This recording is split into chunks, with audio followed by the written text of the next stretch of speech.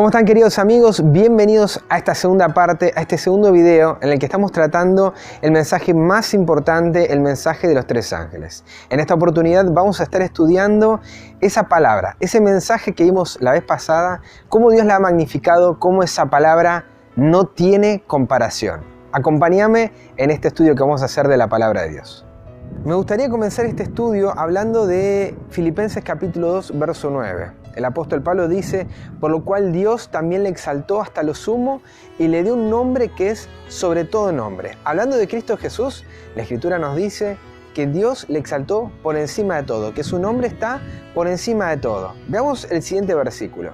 En Hebreos 1, capítulo 1, verso 3 al 4 nos dice la misma verdad, que fue hecho tanto superior a los ángeles, cuanto heredó más excelente nombre que ellos. El nombre de Cristo está por encima de todo. Pero ¿qué tiene que ver esto con la palabra de Dios y en relación a que su palabra no tiene comparación?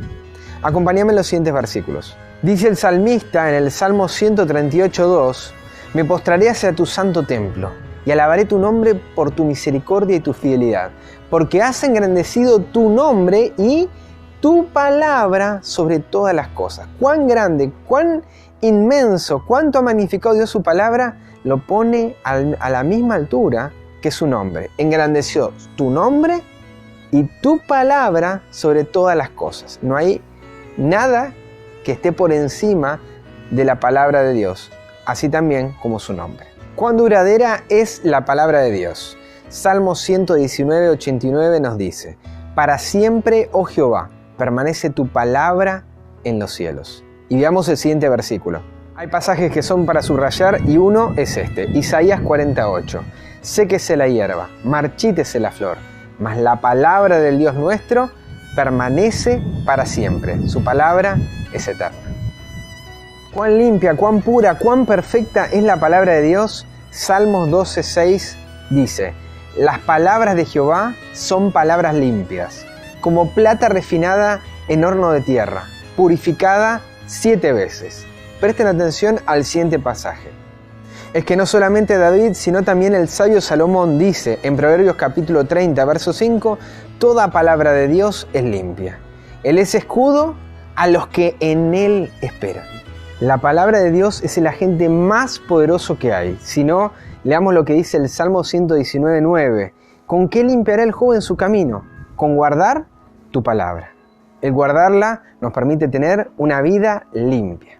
En la era de la posmodernidad y de la posverdad, no hay nada más revolucionaria que estas palabras que se encuentran en Juan 17:17. Santifícalos en tu verdad, tu palabra es verdad. Y prestemos atención al siguiente pasaje. Es que el apóstol Pablo también lo llama en Efesios capítulo 1, verso 13, la palabra de verdad. En él también vosotros, habiendo oído la palabra de verdad, el evangelio de vuestra salvación, y habiendo creído en él, fuisteis sellados con el espíritu de la promesa. El apóstol Pablo también responde a una pregunta importantísima en 2 de Timoteo capítulo 3, verso 16 al 17. ¿Qué porción de la escritura es inspirada por Dios? ¿Todo es inspirado por Dios? Dice el versículo 16. Toda la escritura es inspirada por Dios y útil para enseñar, para redarguir, para corregir, para instruir en justicia, a fin de que el hombre de Dios sea perfecto, enteramente preparado para toda buena obra. Este mismo principio lo encontramos en palabras del apóstol Pedro. En su segunda carta, el capítulo 1, verso 21 nos dice: porque nunca la profecía fue traída por voluntad humana, sino que los santos hombres de Dios hablaron, siendo inspirados por el Espíritu Santo. O sea, no se les ocurrió de la noche a la mañana lo que uno tiene en la palabra de Dios, sino que fueron inspirados por el Espíritu Santo. Otro dato importante acerca de la palabra de Dios lo da nuestro Señor Jesús. Él dice en Juan 5:39: escudriñad las Escrituras, porque a vosotros os parece que en ellas tenéis la vida eterna, y ellas son las que dan testimonio de mí. La palabra de Dios, su propósito es dar testimonio de Jesucristo. Si consideramos esta escritura que se encuentra en el Evangelio de Mateo, el capítulo 4, lo que se conoce como la tentación de Jesús, estas 4 veces que aparecen en la escritura, en el versículo 4, en el versículo 7 y en el versículo 10, en cada ocasión donde Cristo recibió un ataque de Satanás, Lo único que él utilizó para resistirlo fue la palabra de Dios. Consideremos el versículo 4. Y él respondió y dijo, escrito está, no solo de pan vivirá el hombre, sino de toda palabra que sale de la boca de Dios. Versículo 7. Jesús le dijo, escrito está también, no tentarás al Señor tu Dios. Y el versículo 10, entonces Jesús le dijo, vete Satanás, porque escrito está, al Señor tu Dios adorarás y a Él solo servirás. Dato para que ustedes estudien dónde se encuentra esta escritura, ¿sí? Les doy una pista y ustedes déjenlo después abajo en los comentarios. El libro es el libro que se encuentra dentro de lo que se conoce como la Torá o el Pentateuco. Agregame el libro, el nombre del libro, el capítulo y los versículos. ¿Qué otra cosa viene por la palabra de Dios? Dice 1 Pedro capítulo 1, verso 22 al 25.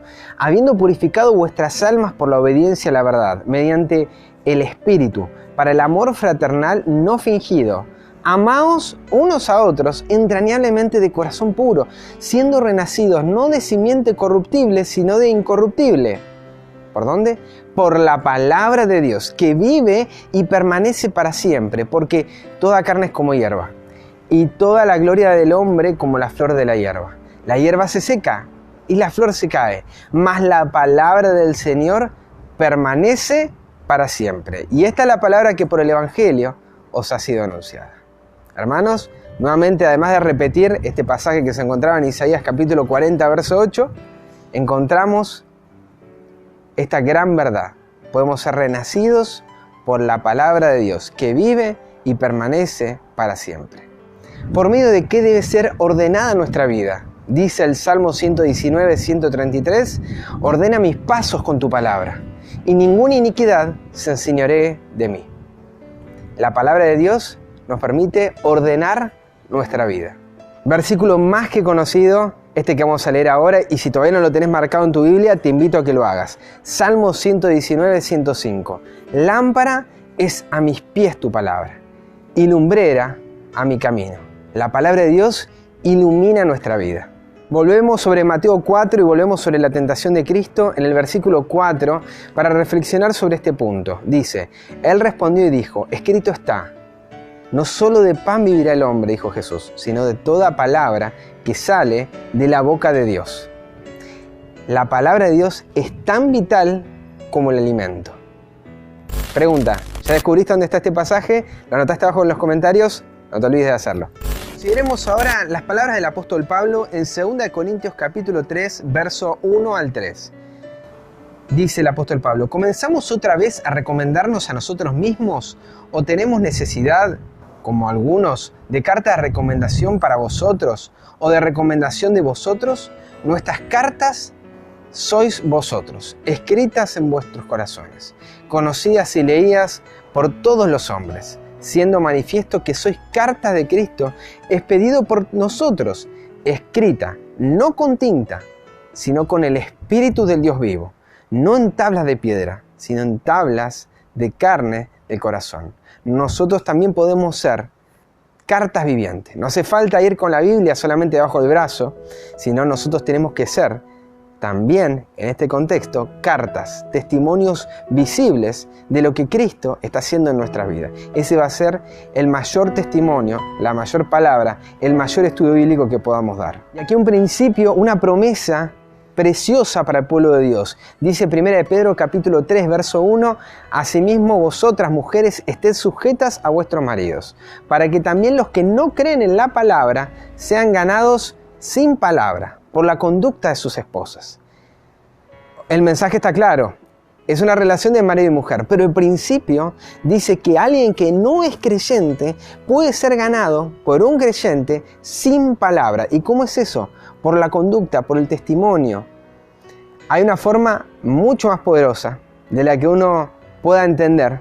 ¿Sí? A veces uno está pensando simplemente en el estudio bíblico y la Escritura nos dice que la forma en que uno puede ganar al no creyente es por medio de la conducta, por medio del testimonio.